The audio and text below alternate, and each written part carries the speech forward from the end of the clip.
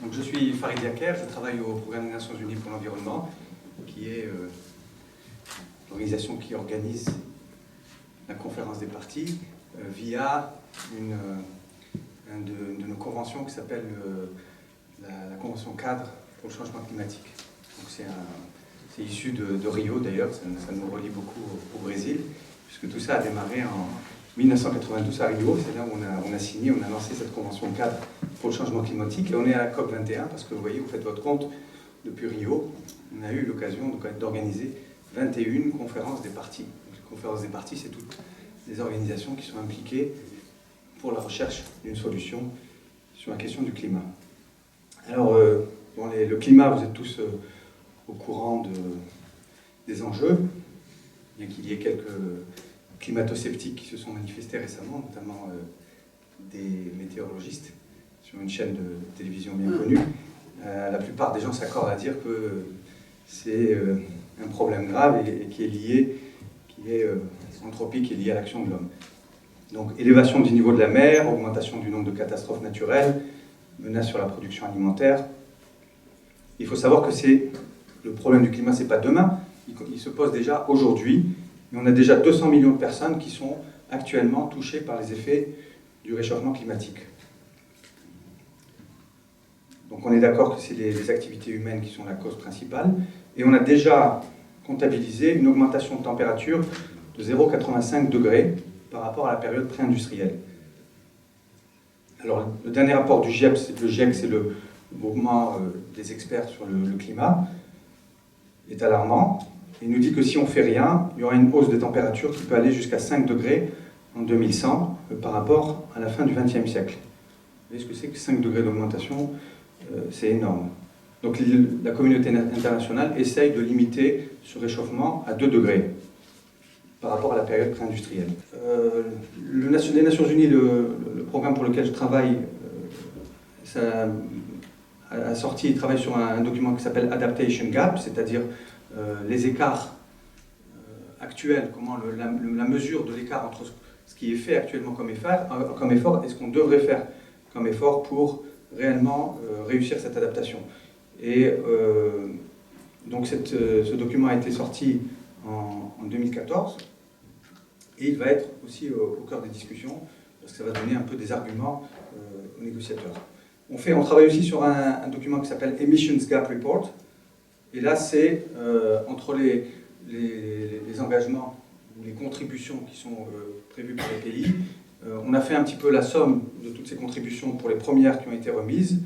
Et on s'aperçoit que le compte n'y est pas. C'est-à-dire que si tous les pays continuent sur cette lancée-là, malgré leurs engagements, on ne tiendra pas donc l'objectif des 2 degrés. Donc les financements, je vous ai parlé du fonds vert. Il a été décidé à Copenhague en 2009, lancé à Cancun en 2010. Donc l'objectif, c'est de mobiliser 100 milliards de dollars par an, de pays développés principalement, de sources publiques et privées, à partir de 2020. Donc on a actuellement 10,2 milliards de dollars, dont 1 milliard qui sont abondés par la France. Ça, c'est donc un objectif majeur, mais au-delà de ce fonds vert, la conférence de Paris va essayer de s'adresser aux acteurs économiques et financiers et de leur envoyer les signaux pour réorienter leurs investissements, pour engager, comme je disais tout à l'heure, la transition vers des économies bas carbone. Donc sur 2010-2012, les montants, il y a quand même de 40 à 175 milliards de dollars, c'est ce qu'on estime comme financements qui ont été mobilisés pour le climat. Bon. D'autres chiffres que je vous donne, c'est que le financement d'un développement décarboné dans les énergies vertes exige de mobiliser entre 700 milliards et plus de 1000 milliards de dollars par an. Vous voyez que c'est encore largement insuffisant et c'est des montants colossaux. Et les investissements dans les infrastructures pour la période 2015-2030 devraient être réorientés vers une économie bas carbone et on estime ça à 6 000 milliards de dollars par an. Donc, comme vous l'avez expliqué, Farid, ce qui va être nouveau à cette COP, c'est qu'on va raisonner un peu différemment. C'est-à-dire qu'auparavant, les pays développés s'étaient mis d'accord sur une définition du changement climatique en termes d'émissions de gaz à effet de serre à diminuer selon les pays. Et les pays en développement étaient exclus de cette obligation. Là, on arrive à quelque chose de nouveau, et ça c'est très important, c'est chaque pays va faire, par cette contribution, va faire, bon, ce ne sont pas des engagements effectivement, mais en fonction de leurs priorités nationales et de leurs moyens. Donc c'est quelque chose d'assez nouveau et qu'il faut souligner. Le Brésil, la contribution est assez exemplaire. C'est une contribution qui a été déposée le 28 septembre. Hein, l'Inde l'a déposée après, juste avant le 1er octobre. Donc c'était vraiment des dernières minutes. La réduction, et il y a une proposition ambitieuse de réduire les gaz à effet de serre. Alors c'est un peu technique, hein, base 2005. On dit là, il y a une base sérieuse 2005. On va réduire de 37% en 2025 et de 43% en 2030. Bon, c'est important. À Copenhague, le Brésil avait également s'était engagé aussi à réduire, mais c'était sur des engagements c'était sur des projections, donc quelque chose qui était beaucoup plus flou. Donc, il s'agit donc d'engagements quantifiés avec une date de référence en 2005, donc 37% 25, 43. C'est quand même pas mal. Alors, d'ores et déjà, il y a deux réflexions à mettre. Le Brésil, c'est le premier pays émergent à adopter un objectif absolu de réduction pour toute son économie. Ça, c'est une chose importante. La deuxième chose, c'est que les émissions de gaz à effet de serre du Brésil en 2012 sont, je vous épargne ça, 2203 mégatonnes de CO2 équivalent, bon, passons.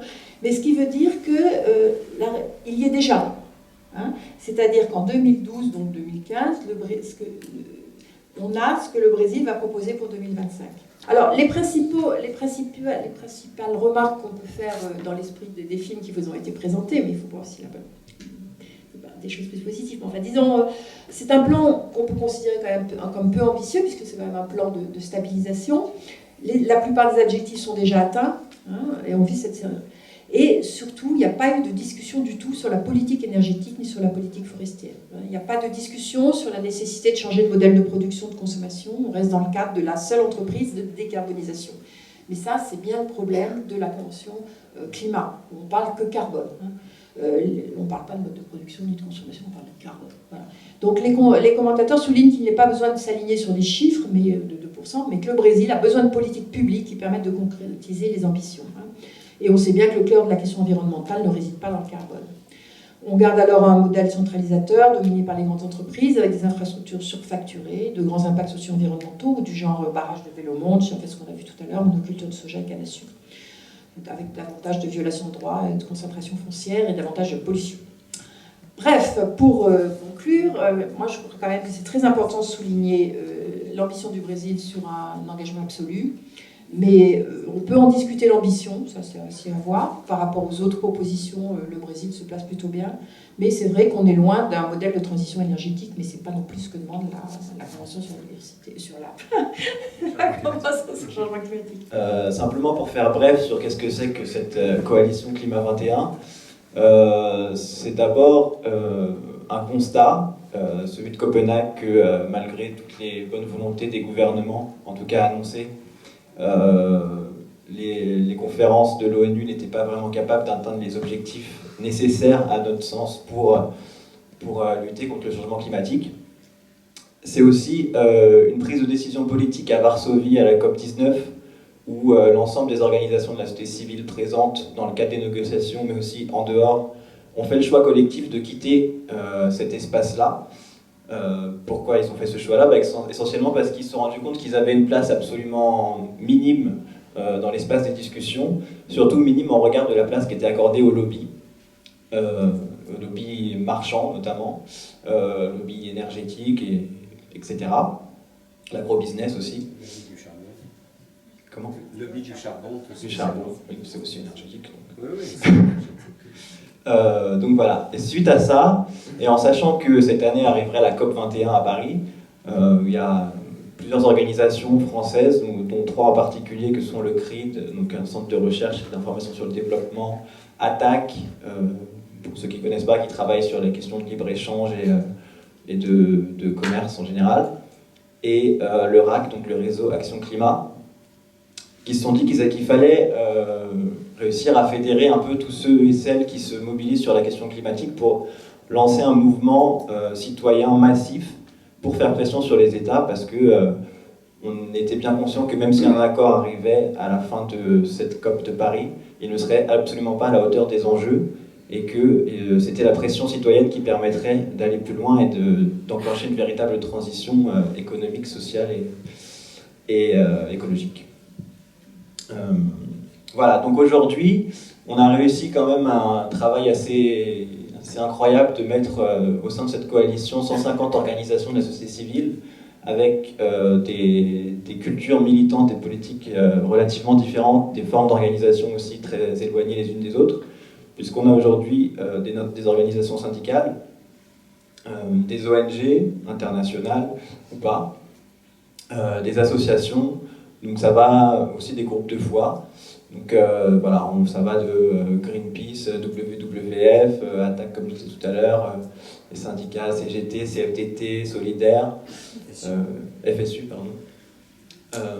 Voilà, enfin, tout un tas d'acteurs extrêmement divers et variés qui n'avaient pas l'habitude de travailler ensemble, qui étaient sur des positions politiques aussi parfois contradictoires, mais qui se sont dit ensemble que là c'était le moment justement de se retrouver et de faire en sorte d'agir collectivement pour changer les choses. Donc ça c'est la note positive du jour, c'est que malgré ce constat très amer du fait que la situation est catastrophique et que rares sont ceux encore aujourd'hui qui en prennent conscience et qui sont prêts à agir pour ça, notamment du côté des dirigeants de cette planète. Face à ça, il y a quand même une volonté collective, à la fois en France mais aussi à l'international, de se mobiliser ensemble pour faire changer les choses. Le protocole de Kyoto avait valeur de traité et donc avait valeur d'engagement. Il n'a pas été ratifié par beaucoup de pays du monde, mais il avait défini que d'une part, sur la période 2005-2012, les engagements de réduction des émissions de gaz à effet de serre des pays développés. Et il avait défini également que sur la période 2012-2020, et que ça devrait être réglé à Copenhague en 2009, devraient être pris les engagements pour la période 2012-2020 pour l'ensemble des pays du monde déjà. Donc tout ça n'a pas eu lieu. Alors il y a eu des événements politiques. Le président des États-Unis qui avait signé à Kyoto était un président démocrate. Au moment de la ratification du protocole de Kyoto, c'était un président républicain. Les républicains américains, c'est désastreux. Ils sont à la fois, ils refusent, ils sont créationnistes, comme on dit, sur les questions de l'arrivée de l'homme. Ils sont climato-sceptiques. Ils ont vraiment tous les défauts du monde de ce point de vue et ils sont bloqués. On est dans une situation où il faut savoir que le Sénat américain est républicain actuellement et qu'on risque encore d'avoir des blocages de ce côté-là. Ça, c'est un des premiers facteurs peut-être de doute sur les engagements. Je ne connais pas bien les engagements du Brésil, mais par contre je vais faire une remarque. C'est que les engagements qui avaient été pris à Kyoto étaient des engagements par rapport aux émissions de gaz à effet de serre de 1990. Or là, le Brésil dit on prend des engagements de réduction par rapport à 2005. Sauf que dans la période 1990-2005, il a augmenté ses émissions de gaz à effet de serre de façon conséquente. Les États-Unis fonctionnent aussi de la même manière. C'est-à-dire que c'est des pays... Alors que le point d'accord qu'il y avait dans le protocole de Kyoto, c'était de prendre un point commun de référence pour l'ensemble des pays du monde. Et là, on voit bien la façon de vouloir truquer du point de vue des engagements. Alors aujourd'hui, on ne sait pas. Il y a il y a 4 grands enjeux pour la COP21. Le premier enjeu, c'est quel va être le niveau des engagements de réduction des émissions de gaz à effet de serre. Principalement, gaz carbonique et méthane. Ça, c'est le premier enjeu. Le deuxième enjeu, c'est de savoir si ces engagements vont avoir valeur de traité ou vont être simplement des déclarations. Actuellement, on est au niveau des déclarations. Et alors que, je le disais tout à l'heure en remarque incidente, les déclarations devaient être données pour la fin du printemps 2015, parce qu'il y avait une conférence internationale de savants qui avait lieu en juillet, qui devait faire la synthèse de ces engagements pour voir sur quelle dynamique on était. Aujourd'hui, je crois qu'on est de l'ordre de 30% des 196 États, un petit peu plus de 30%. 80% des émissions. Non, je dis 30% des États qui ont fait leur déclaration. Ça a augmenté, ça a augmenté. Ah, on n'est pas à 80%. 80% des émissions. Oui, des émissions, mais on n'est pas à 80% des États. Non, non, absolument pas. Ah non, non, non, absolument pas. Oui, mais bon, mais c'est pas très grave. Mais c'est pour dire que on était à 30%, par contre, à fin juin. Et alors qu'à fin juin, on aurait dû avoir les engagements de l'ensemble des États. Et il y a donc un recul, ils prennent un temps extraordinaire, et ça aussi, c'est un facteur qui n'est pas un facteur d'optimisme. Qu'un pays comme le Brésil soit sur une stagnation de ses émissions, ce n'est pas un facteur d'optimisme. Surtout quand on regarde les autres engagements. La Chine et les États-Unis ont fait leurs déclarations. C'est un premier pas, mais c'est des déclarations qui ne sont absolument pas au niveau. Et donc, quand les savants ont commencé à projeter les niveaux d'émissions qui avaient été déclarés par les pays, déclarés, parce qu'après, il faut les respecter. Je vais vous donner 2-3 exemples. Mais quand on regarde les engagements qui ont été déclarés par les pays, eh bien, nous sommes sur une trajectoire qui est autour de 3 degrés, voire un petit peu plus. Or, on sait, actuellement, il faut savoir que les pays du Sud demandent qu'on vienne non pas à 2 degrés Celsius. 2 degrés Celsius, hein, c'est un engagement de type politique, hein, c'est ce qui est sorti de Kyoto, hein, je crois. Je crois que c'est de Kyoto, ou peut-être un peu après. Mais c'est un engagement de type politique. C'est pas un engagement déjà de degrés Celsius, on est déjà à une élévation de l'ordre de... Alors j'ai le chiffre de 2010, je crois qu'on était à 19 cm déjà d'élévation moyenne du niveau des océans. Je ne sais plus à combien on est aujourd'hui, mais ça a encore augmenté. On est déjà avec des conséquences. On est à une multiplication des phénomènes climatiques extrêmes. Par exemple, les cyclones sur tout le tropique sud. Madagascar, par exemple, voit beaucoup plus de cyclones de grande intensité qu'il y a 30 ou 40 ans. Donc on est déjà avec des conséquences du réchauffement climatique, du désordre climatique important. Déjà aujourd'hui, nous serons à plus de 2 degrés Celsius.